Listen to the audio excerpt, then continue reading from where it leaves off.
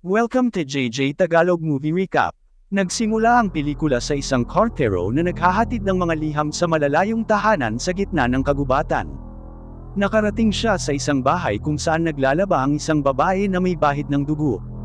Kumakatok siya sa pinto, ngunit hindi siya naririnig ng babae dahil nakikinig siya ng malakas na musika. Sa sandaling ito, biglang napansin ng kartero ang mga ingay na nagmumula sa basement ng bahay. Sa pag-aakalang may nakulong sa loob, binuksan niya ang isang kahoy na takip at sinubukang tumulong.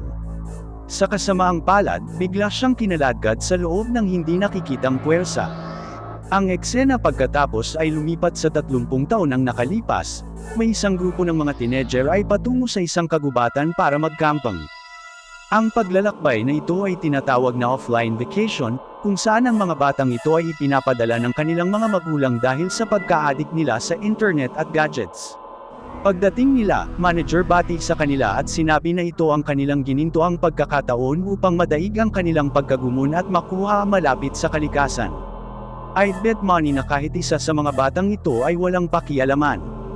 Ang 50 teenager ay nahahati sa mga pangkat na may nakatalagang tagapag-alaga sa bawat grupo. Simula nun pinilit na ipasok ang kanilang mga telepono at maghanda para sa kanilang paglalakbay. Sa isang cabin ng kagubatan, pareho ang nakikita namin babae mula 30 taon na ang nakakaraan, ngunit mas matanda na siya ngayon. Siya ay nanghuli ng puwisa at sinusubukang hilahin ito. Sa basement, sa kasamaang palad, nadulas siya at nahulog sa basement. Mga sandali maya-maya, lumitaw ang isang halimaw na nilalang at pinatay ang babae sa isang iglap. Sa susunod na eksena, naghahanda na ang mga teenager para sa 3 araw na paglalakad sa kakahuyan. Nakita namin ang tagapayo na si Iza. Grupo, na kinabibilangan ng 5 bata, Quiet Zosha, Athletic Daniel, Frivolous Blonde Anelia, gamer na si Julek, at isang gay boy na nagngangalang Bartek.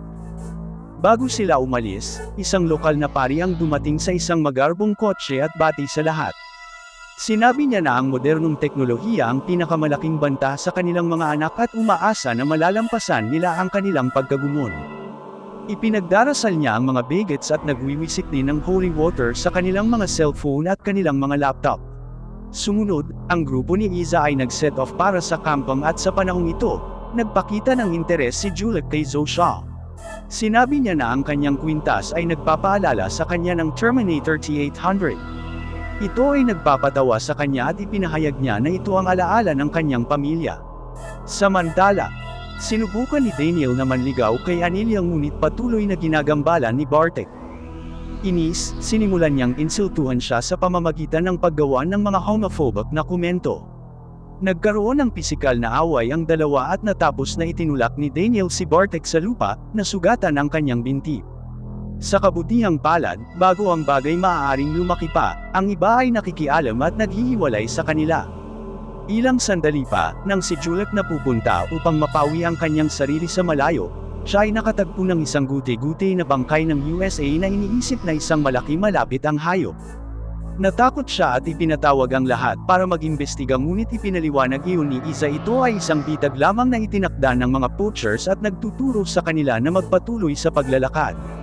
Tumingin si Zosha sa paligid at nasulyapan ang isang hindi pangkaraniwang kamay malapit sa isang puno. Kinatatakutan siya nito ngunit nanatili siyang tahimik.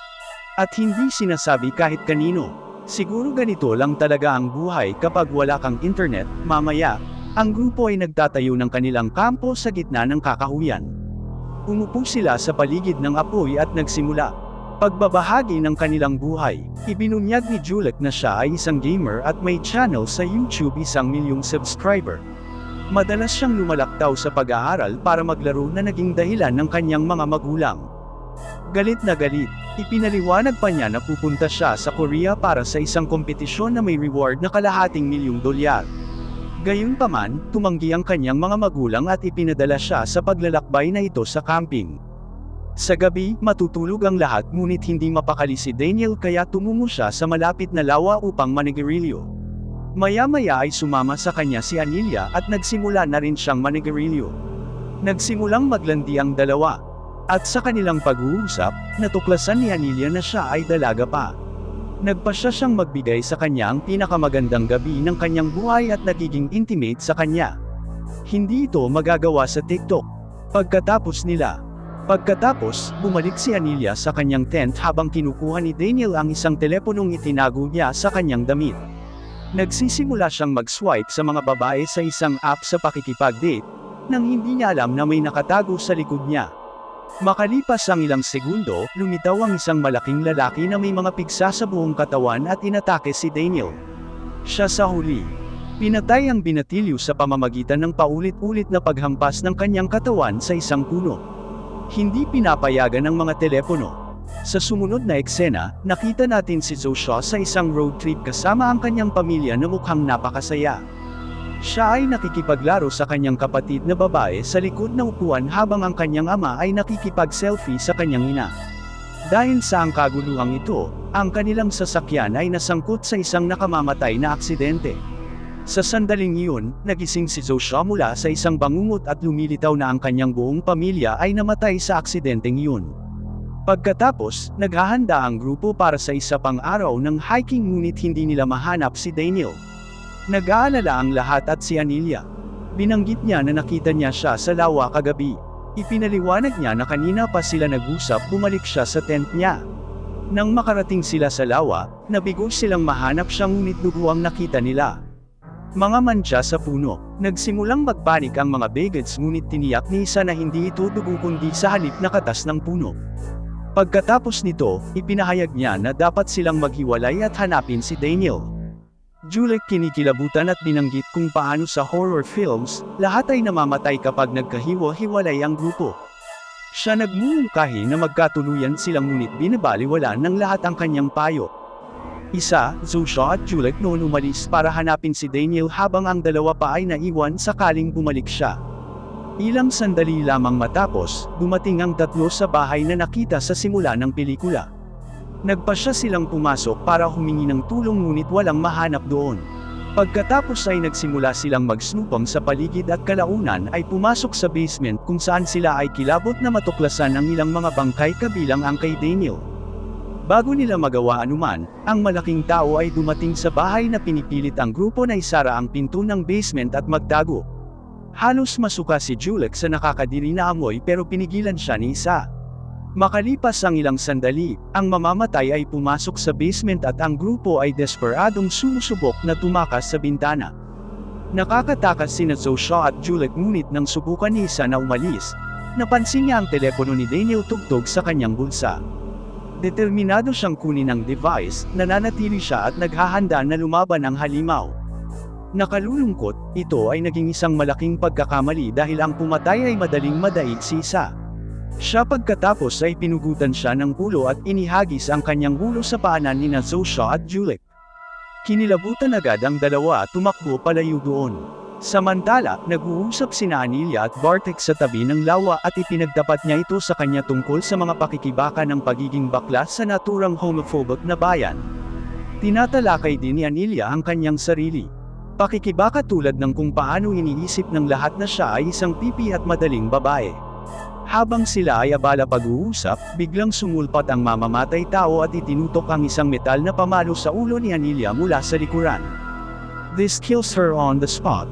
Upang kontrahin ang kanyang punto mula kanina, iyon ay medyo madali.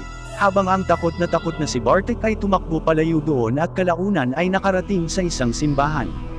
Sa ibang lugar, napadpad sina Juliet at Joshua sa isang bahay sa gitna ng kagubatan kung saan sila nakatagpo isang matandang lalaki. Iniimbitahan sila ng lalaki sa loob at ipinaalam sa kanya ng duo ang tungkol sa isang deformed monster na pumatay kaibigan nila. Nagsimula silang magpanik at humingi ng telepono para makatawag sila ng pulis, gayunpaman, pinatahimik sila ng matanda at sinabing wala siyang phone. Pagkatapos ay ipinahayag yun siya ang cartero na inatake 30 taon na ang nakalilipas.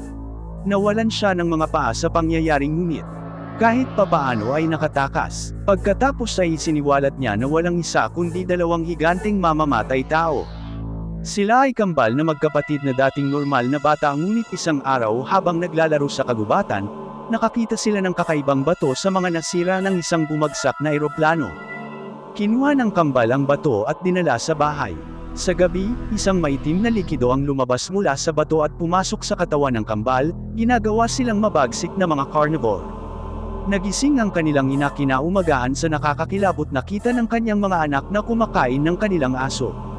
Pagkatapos ay ikinulong niya sila sa basement at nanghuli ng mga hayop para pakainin sila. Pagkasabi nito, iminungkahi ng matanda na doon na sila manatili dahil mayroon na siya armas at pagkain. Naniniwala si Juliet na ito ay isang magandang ideya.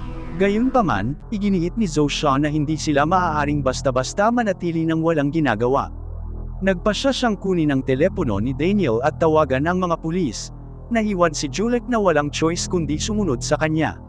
Sa ibang lugar, tumakbo si Bartek sa pari na nakita namin kanina sa pelikula. Siya ay galit na ipinaliwanag ang buong kwento at humingi ng telepono para tawagan ang mga pulis. Sinasabi ng pari na mayroon siyang telepono ngunit walang signal sa lugar na ito. Gayunpaman, makalipas ang ilang segundo, nagsimulang tumunog ang telepono, inilantad ang kanyang panlilinlang. Pagkatapos ay mabilis na hamampas ang pari Bartek sa ulo, pinatumba siya. Maya-maya, nagising si Bartek na nakatali sa kanya. Isang upuan at nakabusangot. Umupo ang pari sa harap niya at sinasabing kilala niya si Bartek noong una pa lang siya dumating noong nakaraang taon. Iniinsulto niya siya para sa kanyang sexual na oryentasyon at sinasabing ang mga taong katulad niya nakakapinsala sa lipunan. Sa sandaling iyon, ang pari ay nakarinig ng mga ingay sa labas at pumunta upang mag-imbestiga. Siya ay biglang nilapitan ng deformed killer na dumurog sa kanyang bungo at pumatay sa kanya. Ang pumatay noon gumagamit ng wood chipper para putulin ang katawan ng pari. Banal na kalokohan. Sa loob ng simbahan, Bartek pinamamahalaang palayain ang kanyang sarili mula sa kanyang mga ugnayan. Nang may marinig siyang papalapit, sinubukan niyang magtago ang kahon ng pagkukumpisal ngunit natuklasan ng pumatay. Samantala, dumating ang dalawa pang binatilyo sa bahay ng pumatay para kunin ang telepono. Simple lang ang plano. Kailangang gambole ni Juliet ang pumatay may kaunting ingay habang si Zosha ay palihim na pumasok sa basement para kunin ang telepono. Bago umalis, inaabot niya ito ng kutsilyo para sa proteksyon at hinalikan din siya. Napapalakas nito ang kumpiyansa ni Juliet kaya magkano na pumunta siya sa harap ng pintuan at hinahamon ng halimaw na lumabas. Maya-maya ay lumitaw ang pumatay at si Juliet ay pilit na sinusubukang makipag-away sa kanya. Samantala, tumungo si Zosha sa basement at hinanap ang phone ni Daniel. Sa kalaunan ay nahanap niya ito ngunit sa lalong madaling panahon na pagtanto na ang pumatay ay nakatitig na ngayon sa kanya. Nang makitang sasalubungin niya ang kanyang pagkamatay, dumating si Juliet at sinaksak ang halimaw pero parang walang impact sa mutant body niya. Itinabi ng killer si Zosha sa isang tabi, nag-render kanyang walang malay. Ibinaling niya ang atensyon kay Juliet at brutal na kinagat ang laman ng kanyang mukha. Habang walang malay, muling napanaginipan ni Zosha ang aksidenteng kinasangkutan ng kanyang pamilya. Saksi siya ang kanyang ama ay nakaligtas sa aksidente ngunit malubhang nasugatan. Humihingal siya at humihingi ng tulong pero sa kabila ng kanyang pinakamahusay na pagsisikap, hindi matulungan ni Zosha ang kanyang ama. Sa sandaling iyon, nagising siya sa basement at natuklasan ang kanyang sarili na nakadina. Napansin niya si Juliet sa malapit, malubhang nasugatan sa isang kutsilyo na sinaksak kanyang tiyan.